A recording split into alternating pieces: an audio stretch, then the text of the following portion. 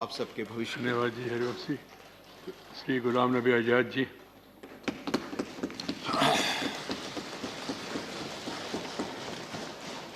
माननीय chairman sir,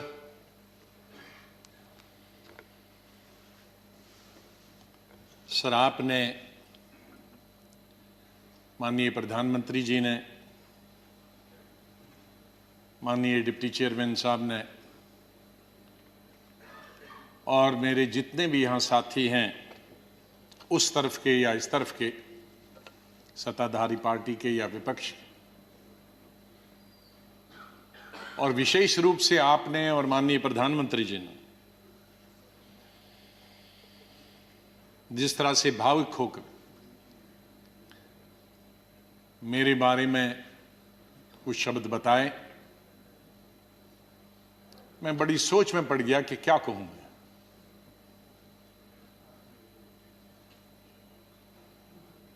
मैं इन 41 वर्षों में जो मेरा लेजिस्लेटिव कैरियर रहा, 28 साल इस हाउस में, 10 साल लोकसभा में, 3 साल जम्मू कश्मीर की असेंबली में, तो ये कहूंगा कि महाराष्ट्र से जीत के आके मैं कभी इधर से निकला, इधर डूबा, इधर डूबा, उधर निकला, उधर डूबा, इधर निकला, ये मेरा जीवन ऐसे ही रहा और संघर्ष का जमाना रहा। और मैं आज बहुत सारी चीजों को छोटा करने के लिए कुछ शेरों में ही खत्म करते हैं। शायर जो होते हैं उनमें एक बड़ी ताकत होती है उनके शेरों में कि हम लोग अगर 10 घंटे का भाषण दें तो वो 2 शेर में खत्म कर देते हैं उसका। तो मैं उसका फायदा उठाना चाहता हूं, वरना अगर मैं इतने 41 साल के इस अनुभव को अगर कहना चाहूंगा तो बहुत समय लगेगा, कई हफ्ते महीने लगेंगे।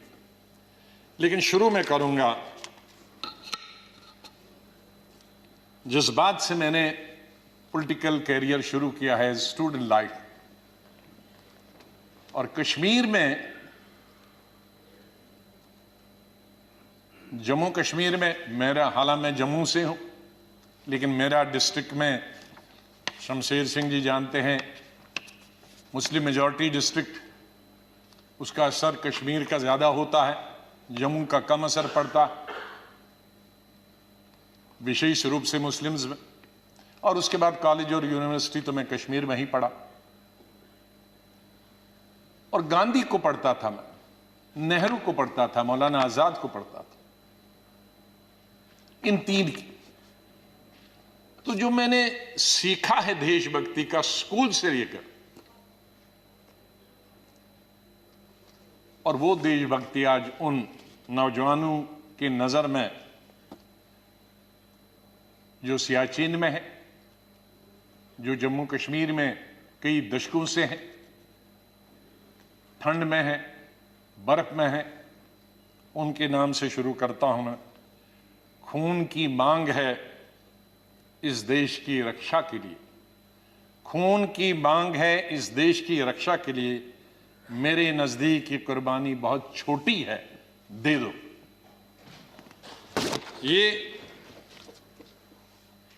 ये मेरे मन में बचपन से और स्कूल से ये बात रही। और जब मैं कश्मीर के सबसे बड़े college, SP college, Shri Pratap college में पढ़ता था, मुझे याद है वहां 14 अगस्त भी मनाया जाता था और 15 अगस्त भी मनाया जाता था हमारे कॉलेज में। और 14 अगस्त तो आप जानते हैं किसके लिए मनाया जाता, और मेजॉरिटी उनकी थी जो 14 अगस्त को मनाते, और बहुत कम माइनॉरिटी थी, दर्जन के अंदर, जिसमें मैं भी था और मेरे दोस्त थे जो 15 अगस्त में स्टाफ के और प्रिंसिपल के साथ रहते थे। और उसके बाद हम 1 हफ्ता कॉलेज नहीं जाते थे क्योंकि पिटाई होती।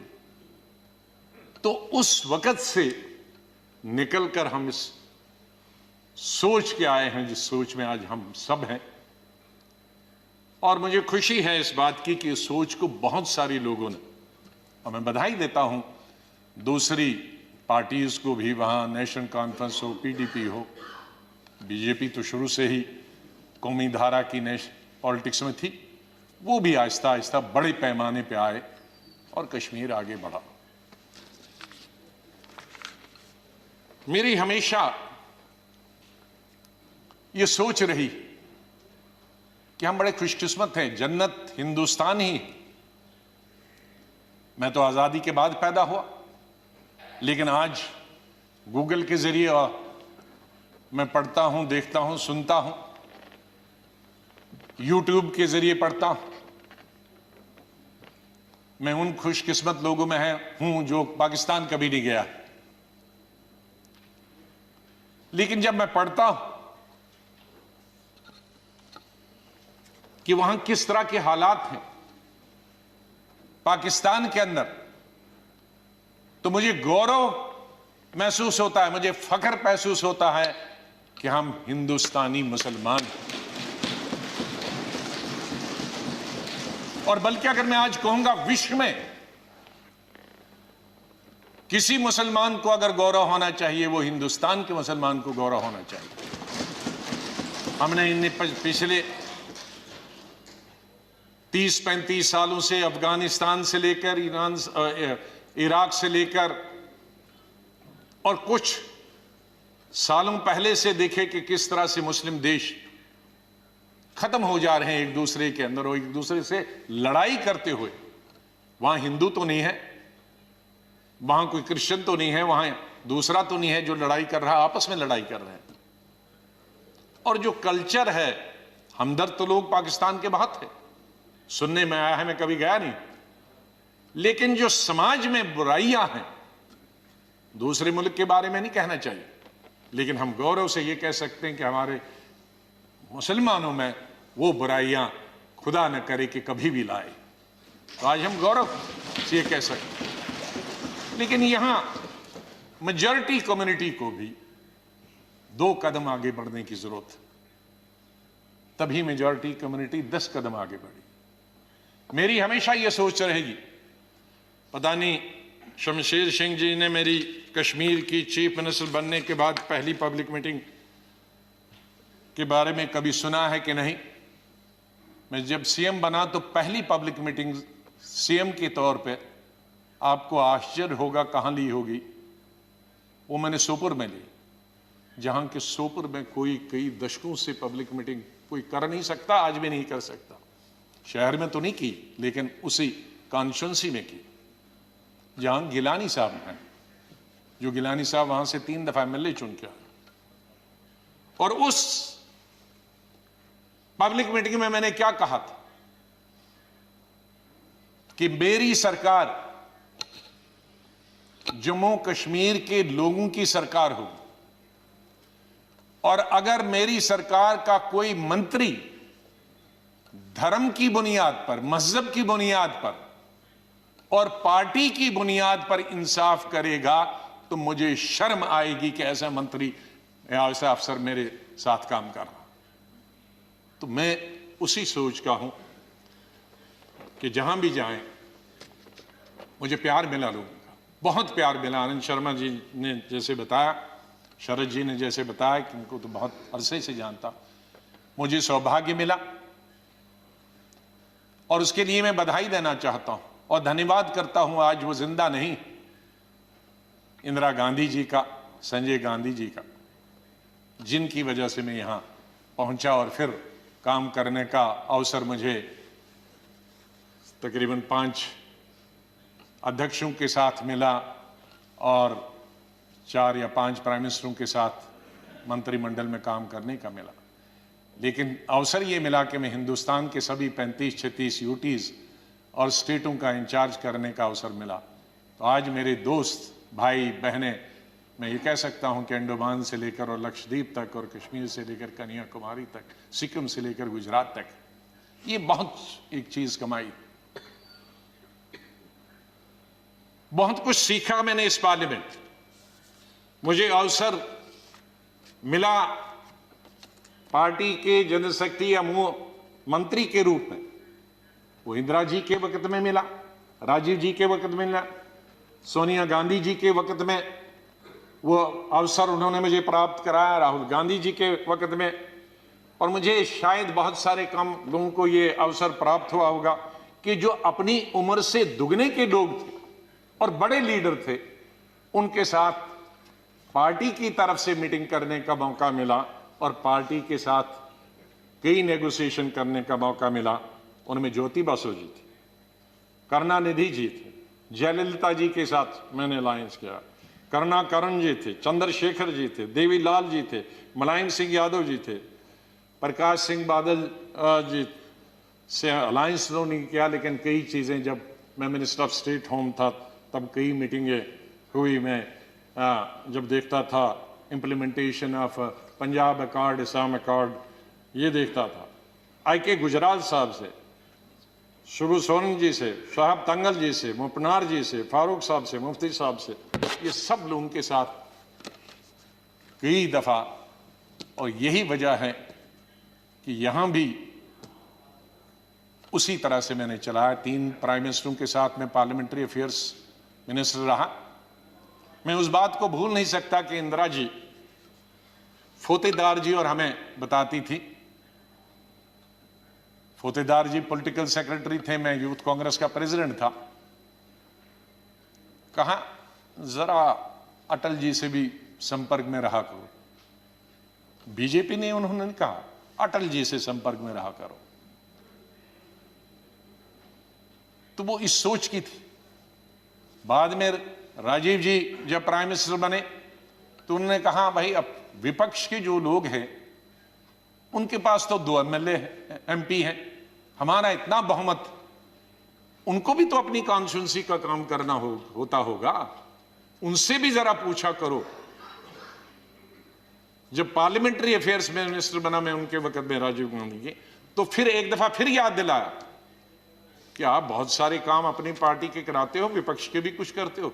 मैंने कहा मैं बिल्कुल उनके भी पूछता हूं, जो जो बताते हैं, हर चीज आपको बताने की जरूरत नहीं, हम अपने लेवल पे करते हैं।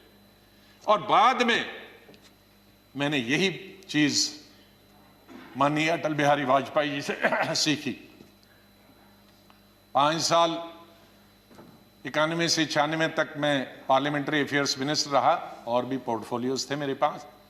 और अटल जी विपक्ष के नेता रहे, हमारे पास बहुमत नहीं था और अलायंस भी नहीं था, माइनॉरिटी गवर्नमेंट थी। और उस माइनॉरिटी गवर्नमेंट में अटल बिहारी जी वाजपेयी जी विपक्ष के नेता हो, यह हाउस चलाना कितना आसान मुश्किल हो सकता। लेकिन मैं कहूंगा कि सबसे आसान हाउस चलाना उन 5 साल में मुझे अटल जी की लीडरशिप हुआ। और उनसे सीखा मैंने कि किस तरह से हल निकाला जा सकता, विपक्ष की भी बात रहे और सरकार की भी बात रहे। मैंने अपने एलओपी के जमाने में यह कोशिश की कि हम यहां आए हैं, लोगों ने हमको चुना है कानून बनाने के लिए, लोगों ने हमें चुना है कई मसलों का समाधान निकालने के लिए, हल निकालने के लिए, उनकी मुश्किलात, उनके लिए रोजगार पैदा करना, एम्प्लॉयमेंट करना, डेवलपमेंट करना, विकास करना, सड़कें, नहरें, स्कूल, कॉलेज, अस्पताल बनाना, बिजली पैदावार करना। तो अगर हम हर वक्त ये आपस में ही लड़ते रहे, झगड़ते रहे और वो कानून पास नहीं होंगे तो लोगों का विश्वास हमसे उड़ जाएगा। इसलिए जब भी मैं अपने साथियों को भी समझाता था कि इसको मिक्स करो, एक आध दिन विरोध दिखाओ, एक आध दिन झगड़ा करो और बाकी दिन डिस्कशन करें। ये मैंने हमेशा प्रयास किया अपने। मैं धन्यवाद करता हूं हमारे उस तरफ के भी साथियों को जिन्होंने, और इस तरफ के सभी लीडरों को जिन्होंने उस प्रयास में पूरा अपना सहयोग दिया। मैं अपनी बात गृह मंत्री जी को स्टेटमेंट देना था, मैं उनका धन्यवाद करता हूं। और सबसे ज़्यादा धन्यवाद मैं प्राइम मिनिस्टर का करता हूं कि आपने सबको सुना, आपने इतना समय 2 घंटे से ज़्यादा यहाँ समय दिया। आप बहुत भावुक हुए और सच है, हकीकत अगर सच बताएं सर, मेरे माता पिता की जब डेथ हुई, मेरे आंखों से आंसू निकले, लेकिन मैं चिल्ला के रो नहीं पाया। मैंने जिंदगी में सिर्फ चिल्ला के रोया। और जब रोता है इंसान तो वो कोई चिल्ला के रोने के लिए तो आपको आर्टिफिशियल होने की जरूरत नहीं। वो थी पहली संजय गांधी की मौत, इंदिरा गांधी की मौत, राजीव गांधी की मौत, अलग अलग जगह थी, क्योंकि तीनों मौतें अचानक हो गई थी। शायद अगर नेचुरल मौत होती तो वो चीख नहीं निकलती। और चौथी थी जब सुपर सुनामी आ गया था उड़ीसा में 99। मैं हॉस्पिटल गया अपने पिताजी को दिखाने के लिए और उन्होंने कहा कि इनको गैलेपिंग कैंसर है। मुझे तब तक ये गैलेपिंग कैंसर का नहीं, कैंसर मालूम, गैलेपिंग। तो मैंने पूछा इसका क्या मतलब हुआ, कि ज्योग्राफिकल रेशो से बढ़ता है, 2 का 4, 4 का 8, 8 का 16, 16 का 64, जो बढ़ जाता है, और इसकी अपर लिमिट है 21 दिन। तो 21 दिन आप कहीं मत जाओ। दोपहर को मैं ये लेके आया और सुबह हमने प्रोग्राम बनाया कहीं जाने का, इनको घुमाएंगे। मिसेस गांधी का शाम को फोन आया कि वहां साइक्लोन है, कोई दूसरे जनरल सेक्रेटरी हैं वो जाना नहीं चाहते और तुम ही जा सकते हो। अब मैं उनको कहता कि मैं अगर मेरे डॉक्टर ने ये कहा है तो कहेंगी बहाना कर रहा। तो मैं अपने पिताजी को छोड़कर मैंने कहा 2 दिन में वापस आऊंगा। गुजरात के, ये उड़ीसा के लोगों के लिए एक नई बात कहता हूं, क्योंकि इसका लुल्लू इसका गवाह था, वो इस दुनिया में नहीं रहा। हमारे कांग्रेस का यंग लीडर था, यूं बहुत हाउस होल्ड नेम है आज भी। उड़ीसा जब एयरपोर्ट पे पहुंचा तो 1000 आदमी था, लड़के। तो कहा सर पैदल चलना है, क्योंकि सारे पेड़ जो हैं, शहर पानी में है और सारे पेड़ सड़कों पर है, तो ये 10-12 किलोमीटर पैदल चलना। चले हम। तो सबसे बड़ा काम क्या था पहला, और मिनिस्टर कोई नहीं, चीफ मिनिस्टर भाग गए थे, मिनिस्टर भाग गए थे, कोई एडमिनिस्ट्रेशन, कोई दुकानें तोड़कर मैंने उनकी लिस्ट बनाई पुलिस की मदद से कि उनको पैसे देंगे बाद में। हमने हथियार लिए जंगल काटने के 3 रातें और 3 दिन। और अटल जी से जाते ही मैंने फोन पे संपर्क किया, अटल जी प्राइम मिनिस्टर, कि ये स्थिति है और हम सड़क तैयार करेंगे, तब आप आइए ताकि हम वहां समंदर तक पहुंच जाएं। 3 रात और 3 दिन हम तकरीबन 1000 लड़के यूथ कांग्रेस के मैंने लगाए काटने में और सड़क। फिर पीएम को फोन किया, फिर वो हेलीकॉप्टर से आए, फिर उनसे राशन मंगाया, फिर उसके बाद मैंने सोनिया गांधी जी को कहा। तो और वहां मैं रोया जब मैंने लाशें देखी, सैकड़ों लाशें तैर रही थी जब हम समंदर के किनारे तक पहुंचे। वहां मैं चिल्ला के रोया। वो 4थी दफा था। और 5वीं दफा जिसका उल्लेख माननीय प्रधानमंत्री जी ने किया और वो भावुक हुए। मैं 2005 में जब चीफ मिनिस्टर बना नवंबर में, और मई में जब दरबार कश्मीर में खुला, तो मेरा स्वागत गुजरात के मेरे भाइयों और बहनों की कुर्बानी से हुआ। मैं अभी 2 ही दिन पहले पहुंचा था, तो वहां स्वागत करने का मिलिटेंट का यही तरीका था कि आप हत्या करो गरीबों की तो वही स्वागत होता। उसका मतलब था कि हम हैं, इस गलतफहमी में न रहना।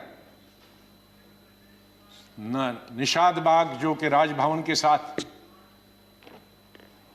वहां बस से उस पर लिखा था गुजरात की बस, उसमें हमारे तकरीबन 40-50 गुजरात के हमारे भाई बहनें टूरिस्ट, उस पे उन्होंने ग्रेनेड लगाया और मेरे ख्याल में दर्जन से ज्यादा लोग वहीं हताहत हो गए और कई जख्मी हो गए। मैं फौरन तुरंत जगह पे पहुंचा, लेकिन तब तक पुलिस ने वो हटा दिया था। फिर मैं जैसे माननीय प्रधानमंत्री जी इन्होंने भी डिफेंस मिनिस्टर से बात की, मैंने प्रधानमंत्री जी से बात की, जहाज आया मी-8 उनको लेने के लिए। लेकिन जब मैं एयरपोर्ट पे पहुंचा तो जाहिर है सिक्योरिटी वाले कहते हैं कि सीएम आ रहे हैं, सीएम आ रहे हैं। तो एयरपोर्ट पे ये सब जाने के लिए तैयार थे। हमारे जख्मी भाई, छोटे छोटे बच्चे। तो जब मैं एयरपोर्ट पे पहुंचा तो इन बच्चों ने, जिसका किसी का पिता मर गया था, किसी की मां मर गई थी, वो रोते रोते मेरे टांगों से जब लिपट गए तो मैं जोर से मेरी आवाजें निकल गई, ए खुदा ये क्या तुमने किया। मैं कैसे जवाब दूं इन बच्चों को, मैं कैसे जवाब दूं उन बहनों को जो यहां तफरी के लिए आए थे, सैर के लिए आए थे, और आज मैं लाशें लेकर इनके हवाले कर रहा हूं उनके माता पिता की। तो ये भावुक होने की जरूरी बात है। आज हम ये अल्लाह से, भगवान से यही दुआ करते हैं कि इस देश से मिलिटेंसी खत्म हो जाए, इस देश से आतंकवाद खत्म हो जाए।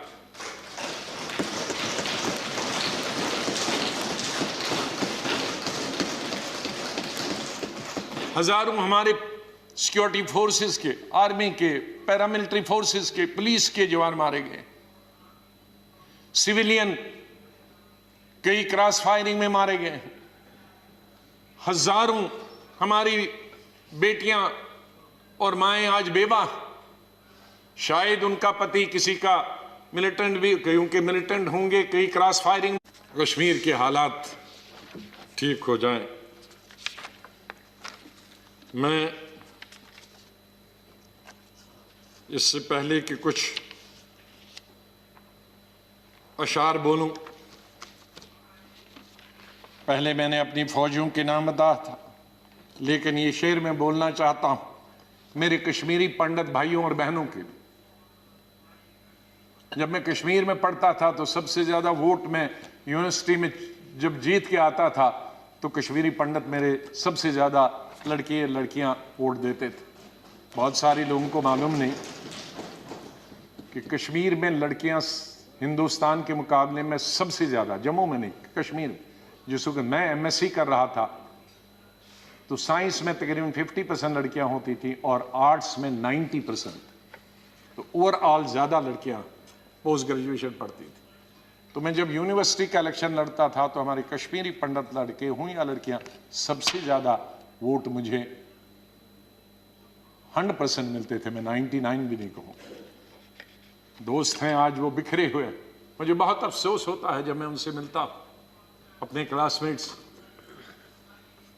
ये उन कश्मीरी मेरे भाई पंडितों के नाम जिनके जो घर से बेकार हो गए, उन कश्मीरी बेवाओं के जो बेवाएं हुई हैं और बच्चे हुए और जो वहां से बिछड़ गए, उनके लिए शेर अर्ज करता हूं। गुजर गया, और ये हमारा जो आज मुद्दत खत्म हुई इसके लिए भी कह सकता हूं, गुजर गया वो जो छोटा सा एक फसाना था, गुजर गया वो जो छोटा सा एक फसाना था। फूल थे, चमन था, आशियाना था। गुजर गया वो जो छोटा सा एक फसाना था, फूल थे, चमन थे, था, आशियाना था। न पूछ उजड़े नशे मन की दास्ता, घोंसला उजड़ गया। न पूछ उजड़े नशे मन की दास्ता, न पूछ थे 4 तिनके मगर नाम आशियाना तो था। तो हम उस आशियाने को, आप दोनों यहां बैठे हैं, उसको फिर आशियाना बनाए जो इस वक्त उजड़ा हुआ है, उसके लिए हम सबको प्रयास करना। और मुझे, जैसे मैंने बताया, बहुत काम कर चुके हैं, सेवा कर चुके हैं, आशीर्वाद सबका मिला है। मैं यही कहूंगा, दिल ना उम्मीद तो नहीं, नाकाम ही तो है।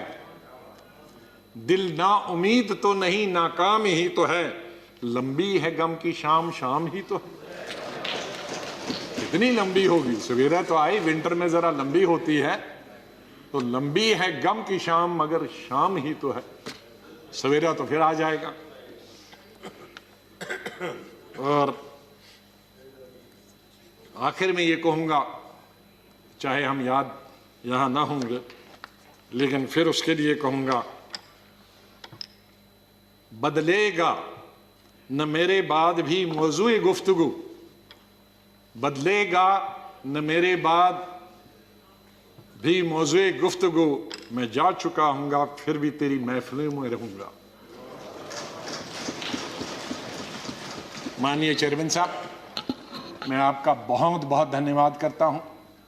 आपके साथ काम करने का मुझे अवसर मिला। आप जब पार्टी के अध्यक्ष थे तब भी हमारी मुलाकात होती थी, जब आप मंत्री बने तब भी बात होती थी, जब यहाँ चेयरमैन बनने से, वाइस प्रेसिडेंट आप बनने से पहले आप पार्लियामेंट्री अफेयर्स मिनिस्टर थे और मैं एलओपी था, तब भी हमारे संपर्क है। लेकिन जिस तरह का आशीर्वाद, जिस तरह का प्रेम, जिस तरह का प्यार आपका चेयरमैन के तौर पे मिला और वो जो गाइडेंस मिली, उसके लिए मैं हमेशा ऋणी रहूँगा। धन्यवाद करता हूँ उसके लिए, और आपके स्नेह और प्यार के लिए मैं हमेशा धन्यवाद करता हूँ। माननीय प्रधानमंत्री जी, कई दफ़ा टोका टोकी हुई और आपने कभी बुरा नहीं माना। एलओपी के वक्त में बड़ी बड़ी लंबी स्पीचें आपकी हुई, मेरी हुई, खास करके राष्ट्रपति के अभिभाषण पर। उसमें लंबी तकरीर होती थी, कभी हम कुछ एलओपी की जिम्मेदारी करते थे, लेकिन आपने व्यक्तिगत तौर पर उसे कभी अपने खिलाफ नहीं लिया। हमेशा भी आपने पर्सनल कॉन्टेक्ट्स को और पार्टी की जो जिम्मेदारी है उसको दूर रखा। कभी ईद हो, दिवाली हो, बर्थडे हो, उसमें बराबर आपने कभी भी कमी नहीं की फोन करने की। सबसे पहले या तो मेरे पार्टी प्रेसिडेंट का आता था या आपका आता था। दो आदमियों का तो अनिवार्य, हमारे प्रधानमंत्री और कांग्रेस प्रेसिडेंट मिसेस गांधी। और आपने हमेशा बताया कि कभी अपनी स्टेट के बारे में हो और कोई काम हो तो मुझे आप कभी भी बताना। मुझे याद है जब मैं राज्यसभा इलेक्शन लड़ने गया तो आपने कुछ कहा कि भाई आपको कुछ जरूरत है। मेरे कहा वो तो लड़ाई है, आपका कैंडिडेट है, मैं कैंडिडेट हूं, उसमें आप कुछ नहीं कर सकते। तो ये एक पर्सनल टच जो होता, आदमी भावुक हो जाता है, आदमी सेंटिमेंटल हो जाता है, आदमी इमोशनल होता है। और मेरे संपर्क तो विपक्ष के साथ आज से नहीं, जब पहली दफा मैं एमओएस बना था तब से लेकर आज तक, क्योंकि हम मिलके ही देश को चला सकते हैं। लड़ाई करके, गालियां देकर नहीं, हम अपनी बात अपने भाषणों के जरिए कर सकते हैं। मैं आपका बहुत धन्यवाद करता हूं। मैं माननीय डिप्टी चेयरमैन साहब, मेरे यहाँ हम बेंचमेट रहे, वो हमेशा मुझे याद रहेगा। बहुत सिंपल आदमी है, स्ट्रेट फॉरवर्ड है। कभी कभी हम नाराज होते हैं स्ट्रेट फॉरवर्ड, लेकिन स्ट्रेट फॉरवर्ड हमेशा वो लोग नाराज होते हैं। और शरद पवार जी से लेकर और यादव जी से लेकर और सब लोग हमारे लीडरों का तो मैं बहुत ही धन्यवाद, सब लेफ्ट राइट एंड सेंटर, नाम क्यों कि कुछ लूँगा तो बहुत सारे हमारे साथी नाराज होंगे। तो चेयरमैन साहब से लेकर और प्रधानमंत्री जी से लेकर, मैं सेक्रेटरी जनरल साहब का कैसे और सेक्रेटरीट का कैसे धन्यवाद कर सकता हूँ, मुश्किल है करना, क्योंकि इनका सहयोग मिला बहुत। हमेशा हर वक्त जब भी हमने कुछ चाहा इंफॉर्मेशन पार्लियामेंट की या कोऑर्डिनेशन के बारे में आप तक पहुंचने की बात की, तो सेक्रेटरी जनरल साहब ने और सेक्रेटरीट ने हमने हमेशा हमारी मदद की है। और आखिर इस शेर से मैं आपसे विदाई लेता हूं, और इंशाल्लाह हम मिलते रहेंगे, चाहे यहाँ नहीं मिले लेकिन आगे एक दूसरे के पास आ जा सकते हैं। नहीं आएगी, मैं आप लोगों से बोल, नहीं आएगी याद तो बरसों नहीं आएगी, मगर जब याद आओगे तो बहुत याद आओगे। धन्यवाद गुलाम नबी जी.